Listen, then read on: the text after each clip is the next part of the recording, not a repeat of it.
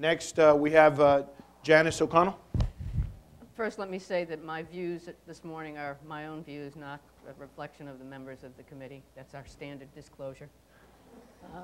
And while it's never wise for staff to disagree with members, I would take issue with one thing that Mr. Delahunt has said. I don't think the transition has occurred. I think it is in the process of happening. And I think that the United States is missing an opportunity to be part of that process. A number of years ago, Senator Dodd introduced a bill called Bridges to the Cuban People.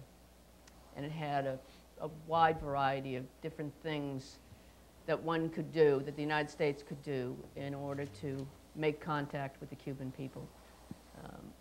The primary focus of that legislation was to provide space, to provide political space so that the Cuban people would have more opportunities to shape their future.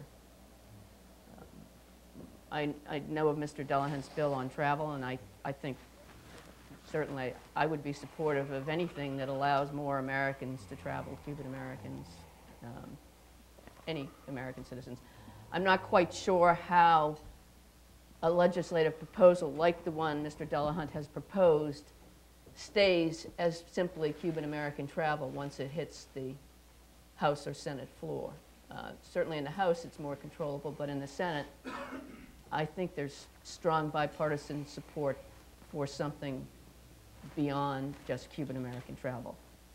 So I would question whether or not, I know Joe is a proponent of the Cuban American travel issue. I'm not quite sure how it would be contained or how we would explain why it is other Americans shouldn't be allowed to travel. I think the Cuban government is showing an interesting face to the world. They are clearly demystifying, depersonifying their government. You don't see the Cuban leadership out and about and as actively promoting the persona of Raul Castro as they did with Fidel. Unlike 10 years ago, Cuba isn't alone anymore in the hemisphere. It's got lots of friends. And those friends are prepared to help this Cuban government maintain the kind of system I think we all abhor, a system that doesn't allow the Cuban people to have freedom. So we can either stay on the sidelines and let that occur, or we can enter the fray. And I think there are ways, if we begin to set aside our differences, that, I mean, Joe and I have interestingly known about each other for years, but only within the past 6 months ever sat down and had a conversation. So that, I think that probably is the first step toward suggesting that there is a fundamental change going on in the Cuban American community.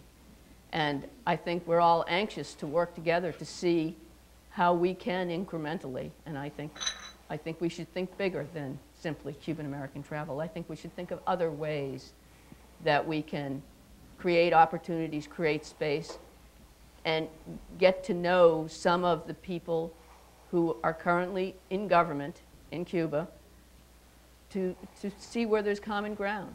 Let's not make the mistake we made in Iraq, where we think we can go in and we can remove a government and then suddenly, de novo, everything's going to be fine and there are going to be institutions of government that are going to continue to function. I think we all know now that's a pipe dream, and I think this window of transition is not going to be there forever. The longer we allow the consolidation of this current government, the more difficult it's going to be for us to take this moment in history to help Cuba be on a new course. And so I hope that Joe and others who are interested in this, that we really sit down and put our heads together and come up with a strategy and legislation, because this administration is not going to do anything. Their proposals for the transition to Cuba are silly.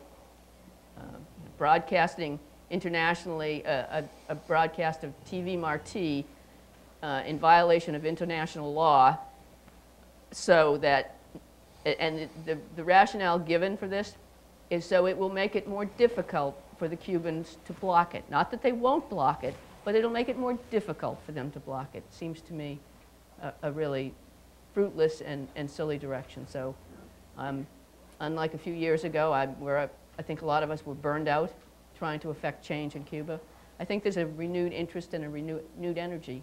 And so we'll see where it goes. Thank you, Janice.